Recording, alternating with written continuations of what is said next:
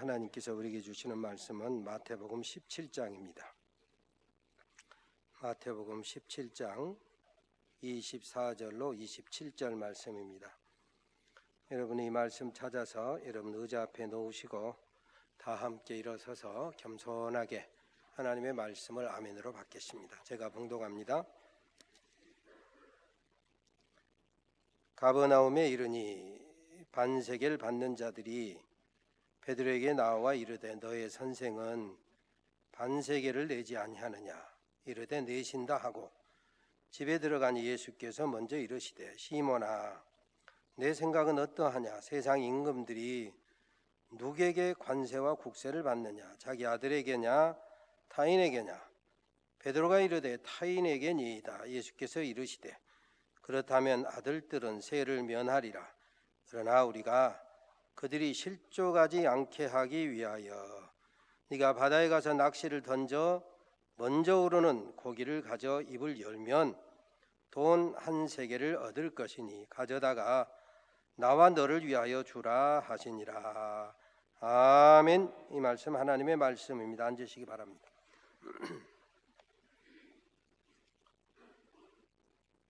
CCTV가 없던 시절에 믿음 좋은 장로님이 농장을 만들고 각종 과수, 열매 맺는 이런 과수를 심었습니다.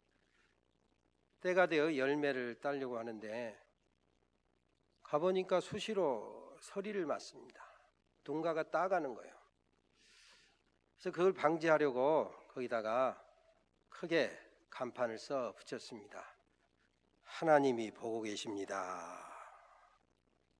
그리고 그 다음날 갔더니 몽땅 따가버렸어요. 그 밑에다 뭐라고 썼느냐면 하나님은 비밀을 지켜주십니다. 그렇습니다. 하나님은 비밀을 지켜주셔요. 우리의 허물도 지켜주시고 감싸주시지만 사람은 그렇지 않습니다. 주님께서 우리에게 하신 말씀이 보라 내가 너희를 세상에 보냄이 어린 양을 이리 가운데 보냄과 같도다. 그러므로 너희는 뱀같이 지혜롭고 비둘기같이 순결하고 그리고 사람들을 삼가라. 그렇습니다. 우리 예수 믿는 사람, 예수님의 제자된 그리스도인 된 저와 여러분들이 살아내야 될 세상이 험하고 악하기 때문에 때로는 지혜롭게, 때로는 순결하게, 때로는 삼가야 한다 이것입니다. 미국 서부에 가면 3대 캐년, 가보신 분도 있고 아직 못 가보신 분도 계시겠는데 그랜드 캐년, 브라이스 캐년, 자이언트 캐년 3대 캐년이 있습니다. 보는 사람에 따라서 아이고 나는 그랜드 캐년이 시원하고 좋네. 나는 브라이스 캐년이 아기자기하고 좋네. 나는 자이언트 캐년이 좋네. 내가 보기는 규모는 그랜드 캐년이 큰데 뭔가 좀 신령한 느낌을 주게 하는 데는 자이언트. 그 자이언이 시온입니다. 시온. 자이언트 캐년이 왠지 그냥 좀 신령한 느낌을 주고 하나님이 좀 이렇게 잘 만든 것 같은 그런 느낌이 들어서 저는 그게 좋습니다마는 아무튼 미국 서부 3대 캐년 이곳을 가려면 우리가 어쩔 수 없이 지나가야 되는 곳이 라스베가스라고 하는 도시입니다. 라스베가스. 라스베가스라고 하는 뜻이 푸른 풀밭이라고 하는데 왜 그렇게 이름을 붙였는지는 모르겠지만 아무튼 라스베가스. 우리가 라스베가스 하면 뭘 생각해요? 도박을 생각하잖아요. 착 내리면 우수수수 떨어지는 도박을 생각한다. 합법적인 도박의 도시입니다. 그래서 거기에는 도박을 위해서 온갖 호텔이 지어져 있고 도박을 위해서 모든 도시가 세팅이 된 것 같아요. 그래서 도박을 위해서 모여든 사람들을 위해서 쉬는 호텔이 아마 우리 전주에 있는 요새 이름이 바꿔자고 잘 모르겠는데 리베라가 아마 객실이 한 200개나 되는지 모르겠어요. 라스베가스의 최대 호텔은 5,005개의 객실이 있다고 합니다. 아무튼 호텔의 도시 라스베가스에 그 도시의 시 당국 통계에 따르면 라스베가스 방문자 평균 도박액이 300불이랍니다. 평균. 그러니까 한 30만 원에서 35만 원 정도 되는 이 돈을 개인당 다 쓴다 이겁니다. 아무튼 그 도시는 모든 것이 도박을 유도하기 위해서 프로그래밍되고 세팅이 돼 있어요. 뭐 일부러 라스베가스 들린 건 아니지만 세금 낸 셈 치고 한 10불 혹은 20불 딱 정액제로 재미삼아서 즐길 수도 있습니다. 뭐 그거 특별히 죄라고 생각할 것도 없어요. 그냥 그런데 삼갔습니다. 하나님이 보고 계시거니와 나 스스로도 내가 대답할 말을 준비해야 되기 때문에, 그래도 내가 전주 산돌교회 담임 목사인데 전주노회 노회장으로 노회를 대표해서 목사님 장로님을 대표해서 내가 이곳에 왔는데 그래도 내가 삼가야지. 혹시라도 딱 당겼는데 잭팟이 터져가지고 수십억 이러면 나는 교회 목회 내려놔야 된다니까. 아니 세상에 당긴 목사를 여러분 목사로 모시겠어요? 안 되겠잖아요. 응? 하나님도 보고 계시지만 나 스스로도 대답할 말을 준비하기 위해서, 그렇습니다. 가끔은 우리가 대답할 말을 준비해야 합니다. 하나님 앞에서 유구무원, 사람 앞에서 유구무원하지 않을 증거가 필요하다 이것입니다.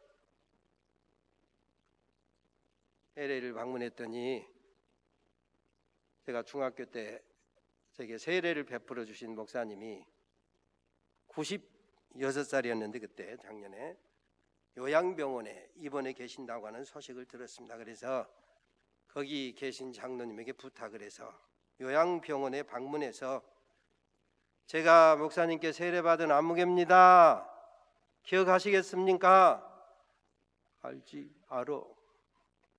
그래서 그분과 여러 가지 유문을 하고 뭐 도움이 되겠습니까마는 그 방문의 표로 조그마한 정성을 드렸습니다. LA에 있으니까 미국에서 유학 중인 동행 목사 딸이 아빠를 만나러 왔습니다. 딸에게도 뭔가 좋은 기억이 있어야 되지 않겠습니까? 그래서 조그마한 용돈을 주었습니다. 거기에 있는데 저희 고향 양림교에서 청년에 함께 활동을 했던 후배가 미국으로 이민 와가지고 조그만 사업을 하고 있었어요. 제가 왔다는, 전주노회 대표로 왔다는 그 소식을 듣고 그 모든 일을 마치고 저녁 늦게 호텔로 찾아왔습니다. 이런저런 30여 년 밀린 회포를 풀고 가면서 저에게 봉투를 하나 줘요. 형님 왔는데 이거 용돈으로 좀 쓰세요. 목사님 드리고 동행하는 목사 딸 준 것보다 배가 많은 용돈을 더 받았어요. 아마 모르긴 해도 그 친구에게도 고향에서 함께 신앙생활하던 형님이 목사가 되어가지고 노예 대표로 왔는데 나도 그 형님 목사에게 장로로서 뭔가 인사를 했다라고는 대답할 말이 필요했을 겁니다.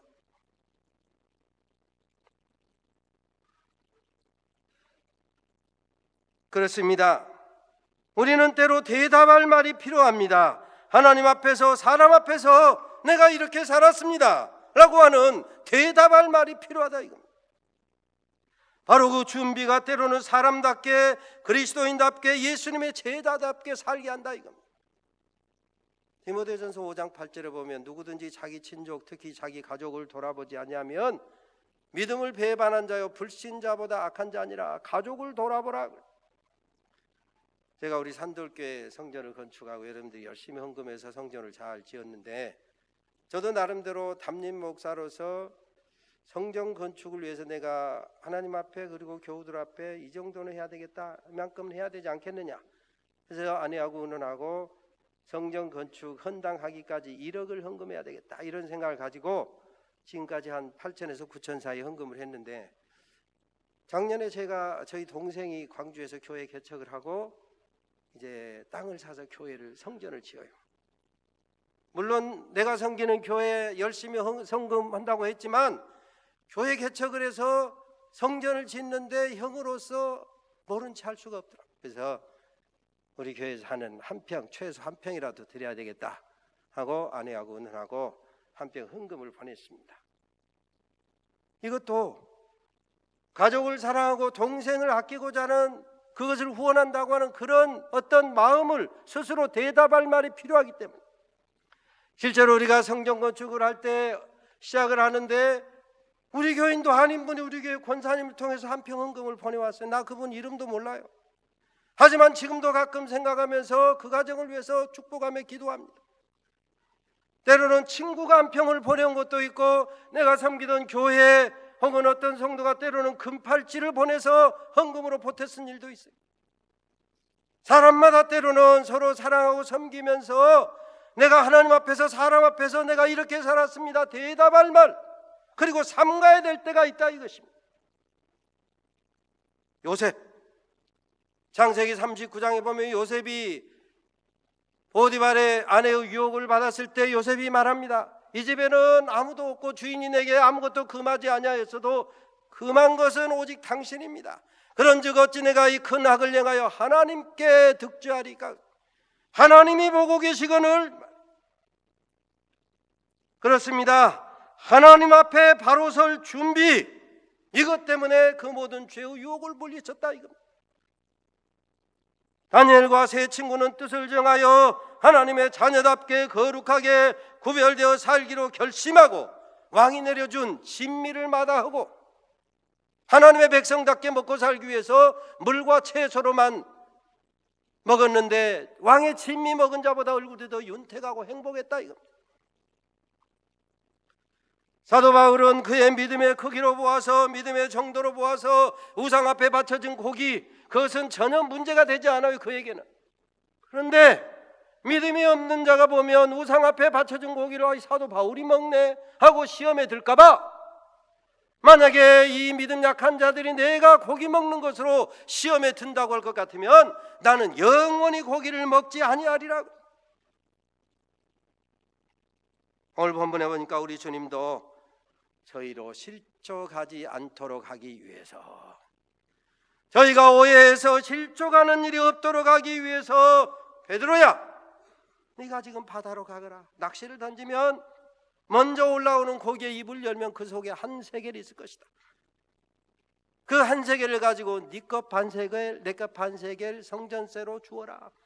잘못하면 저들이 실족할 수 있으니까, 오해해서 실족할 수 있으니까 한 세겔을 구해서 베드로야 너와 나의 성전세로 갖다 주어라.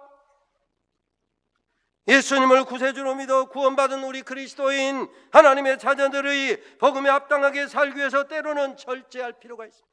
때로는 근신할 필요가 있습니다.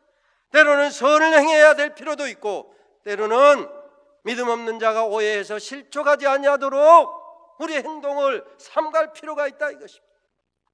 아니, 나만 떳떳하면 되지 뭐, 하나님이 아시면 되지 뭐, 무슨 사람의 눈치를 볼 게 있느냐, 그렇게 생각할 수 있습니다. 그런데 우리는 복의 근원이 되라고 부름받은 사람이에요. 하나님께서 아브라함을 부르실 때, 아브라함아 너는 너의 본토 친척 아비집을 떠나라. 내가 내게 지시할 땅으로 가라. 내가 너로 큰 민족을 이루고 네게 복을 주어 네 이름을 창대케 하리니 너는 복의 근원이 될지라. 너를 축복하는 자에게는 내가 복을 내리고. 그랬어요. 하나님께서 아브라함을 축복하는 자에게 복을 내리고 했는데, 그리고 저주하는 자에게는 저주하리니 하셨는데, 아브라함아 많은 사람이 너를 보고 너를 축복하게 하라 살아라 이거요. 다른 사람은 오해해서 실족하여 넘어지면 그런 삶을 내가 기뻐하지 않느냐니, 너는 다른 사람이 축복하게끔 그런 삶을 살라 이거예요. 할 수만 있으면 생명의 향기를 바라고 어둠을 몰아내는 빛의 역할을 하며 맛을 잃은 세상의 소금으로 기능하며 살도록 우리가 구원받고 부름받은 사람들이다 이것입니다. 오늘 본문에 이미 우리가 읽은 것처럼 참 성전 되신 예수님께서, 성전의 주인 되신 하나님의 아들 예수님이 성전세를 냈습니다. 세상의 이치로 말하면 오히려 성전세를 거두어 받으셔야 마땅할 예수님이시거늘 성전세를 내셨다. 왜요? 저들이 오해하지 않도록, 저들이 오해해서 실족하지 아니하도록. 가버나움은 지금도 예수님 당시 무너진 회당터가 있는 곳입니다. 베드로의 장로를 고쳤던 현장 유적이 있는 곳이 가버나움입니다. 그 가버나움에 대해서 마태복음 11장에 보면, 가버나움아, 네가 하늘에까지 높아지겠느냐? 음부에까지 낮아지리라. 네게서 행한 모든 권능을 소돔에서 행하였다면 그 성이 오늘날까지 있었으리라. 내가 너희에게 이르노니 심판날에 소돔 땅이 너보다 견디기 쉬우리라. 주님이 은혜를 엄청나게 베푸신 고울들, 주님이 축복을 엄청나게 베풀으셨던 고라신, 벳세다, 가버나움이 하나님의 은혜를 헛되이 받으니, 은혜를 감당하지 아니하니, 복의 근원으로 살지 아니하니, 바로 그 가버나움에 대해서 심판날에 네가 소돔 땅이 너보다 견디기 쉬우리라. 바로 그 가버나움에서 오늘 본문에 보니까 성전세 납부 문제로 베드로와 성전세 수납원 사이에 문제가 발생한 것입니다. 수납원의 언사로 봐서 예수님과 제자들이 가버나움에 수시로 가셨던 것 같아요. 너희 선생은 도대체 성전세를 내는 거야, 안 내는 거야? 베드로가 일단 내겠다고 대답을 하고 예수님께 왔을 때 예수님이 먼저 아시고 지금 말씀하고 있는 거예요. 시몬아, 네 생각은 어떠하냐? 임금들이 누구에게서 세금을 받느냐? 자기 자녀들에게 받느냐? 다른 사람 백성들에게서 받느냐? 그야 당근이죠. 다른 사람들에게 받지요. 백성들에게 받지 자기 자식들에게는 안 받습니다. 그렇다면 자녀는, 너와 나는 면세가 마땅하다. 그러나 저희가 몰라서 오해해서 실족할까 두려우니 바다에 가서 낚시를 하면 첫 번째 나오는 고기에 한 세겔 그 입에 있을 것이다. 갖다가 성전세로 내주어라. 우리 주님이 다 아십니다. 베드로가 문제를 안고 왔을 때 먼저 물으십니다. 문제 해결을 위해서 먼저 물으십니다. 가버나움에서 성전세 문제로 고민하던 베드로의 가슴을 단번에 시원하게 해주십니다. 그렇습니다. 우리 주님은 문제를 아실 뿐만 아니라 해결책도 주님께 있음을 믿으시기를 바랍니다. 3년 동안 예수님으로부터 제자 훈련을 받고 예수님에 대해서 알 만큼 알았습니다. 그런 의미에서 어떻게 보면 베드로는 하나님의 아들이신 예수님에게 성전세 문제로 누를 끼쳐서는 안 되겠다 이리 생각했을 것입니다. 그냥 주님 모르게 슬쩍 납부할 수도 있을 것입니다. 아니면 나는 이분에게 하나님의 아들이라고 신앙 고백하는데 그분에게는 성전세 내서는 안 돼 이렇게 말할 수도 있었을 것입니다. 하지만 정말 이게 잘하는 것인지 저게 잘하는 것인지 혼동이 왔던 것입니다. 살아계신 하나님의 아들로 신앙 고백까지 한 처지로서 그렇다고 하면 논리적으로 신앙상으로 당연히 예수님은 성전세 안 내야 마땅하다 이것입니다. 그런데 성전세 납세원에게 내겠다 하고 왔으니 어디서 어떻게 이 문제를 풀어야 될지 고민이 됐던 것입니다. 그런데 주님이 먼저 말씀하는 거예요. 말씀하실 뿐만 아니라 문제의 해결책까지 제시해 주십니다. 베드로야, 네 생각이 맞다만 임금들이 자식들에게 세금 받지 아니한 것처럼 하나님의 성전의 주인 되신 하나님의 아들 예수 내가 성전세 내지 않는 것이 마땅하다만, 네 생각이 맞다만 네 생각대로 하면 저희가 오해할 거야. 그래서 실족당할 게 분명해. 그러므로 바다에 가서 낚시를 해서 첫 번 나오는 고기 입을 열면 한 세겔이 있어. 그걸 갖다 내라. 고기 입속에 한 세겔을 가져다가 주님과 베드로의 몫에 성전세로 주어라. 너와 나의 성전세로 주어라 말이야. 사랑하는 성도 여러분, 이 말씀 속에는 중요한 여러 가지 많은 교훈과 가르침이 있습니다. 주님은 우리의 문제를 아십니다. 저와 여러분이 가지고 있는 문제도 아십니다. 당면과제를 다 통찰하고 계심을 믿으시기를 바랍니다. 그러므로 우리의 모든 문제를 주님께 가져오면 주님께서 해결해 주실 줄로 믿으시기를 바랍니다. 죄의 문제도 해결해 주시고 십자가에서 해결해 주지 않습니다. 우리의 가정의 문제도 해결하여 주시고 우리의 질고도 해결하여 주시고 자녀의 문제도 해결해 주십니다. 주님 만나면, 주의 음성 들으면, 주님 말씀에 아멘하면 문제가 아무것도 아닌 같이 다 사라지게 될 줄로 믿으시기를 바랍니다. 시편 139편에 보니까 주에게는 흑암이 숨기지 못하고 밤이 낮과 같이 빛이 나니 주에게는 흑암과 빛이 일반이니이다. 주님께 가지고 가면, 내가 생각할 때는 어둠의 문제일지라도 주님께 가지고 가면 빛이 비쳐서 문제가 사라진다 이겁니다. 이사야 41장에 보면 우리 앞에 큰 산이 있다고 할지라도, 넓은 골짜기가 있다고 할지라도, 어둠 속에 쌓인 문제가 있다고 할지라도 주님께 가지고 가면, 주님이 큰 손으로 만지시면 아무것도 아닌 것 같이 다 사라지게 된다고 약속하셨습니다. 무엇보다도 중요한 교훈은, 믿음은 내 생각대로 사는 것이 믿음이 아니요. 베드로야, 네 생각이 맞다마는, 그러나 믿음은 내 생각대로 사는 것이 아닙니다. 주님 말씀 따라 아멘하고 순종하는 것이 믿음입니다. 베드로의 생각대로 면세가 합당하지만, 그러나 믿음은 주님 말씀에 순종하는 것입니다. 갖다 주어라 할 때 예 하고 순종하는 것이다. 왜요? 그래야 실족지 않게 되기 때문에. 지극히 작은 자나 실족하면 연자 맷돌을 메어 금옥에 메운 것과 같기 때문에 지극히 작은 자 하나라도 실족하지 않도록 하기 위해서 예수로 말미암아, 예수의 십자가로 말미암아, 보혈로 말미암아 구원받아야 될 사람이거늘 실족하게 해서야 되겠습니까? 그러므로 우리도 누군가 어린 사람 하나를 실족지 않도록 하기 위해서 기꺼이 말씀 따라 하나의 미랄이 되어, 썩어지는 미랄이 되어 우리를 만나는 사람 살려내는 것, 이것이 믿음이고 이게 바로 주님 뜻이다 이겁니다. 2016년 새해 첫 주일을 맞이했는데, 금년 한 해 우리 산돌의 가족 여러분이 살아가는 모든 삶의 현장에서 이런 하나의 미랄이 되고, 내 생각이 어떠하든지 주님 말씀 따라 순종함으로 여러분이 가는 곳마다 생명이 역사하고 주님 나라가 확장되는 축복이 이루어지게 되시기를 주의 이름으로 축원합니다. 하나님 감사합니다. 2016년 새해 한 해 동안 내 생각이 어떠하든지 주님 말씀 따라 순종하며 살아가는, 지극히 작은 자 하나라도 실족지 않게 하고 건져 구원해내는 축복의 통로로 기능하며 살아가는 우리 모든 산돌의 가족들이 되게 하여 주시옵소서.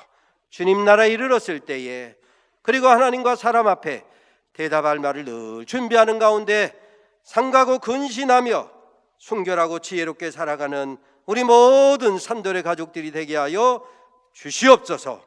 예수님의 이름으로 기도 올리옵나이다. 아멘.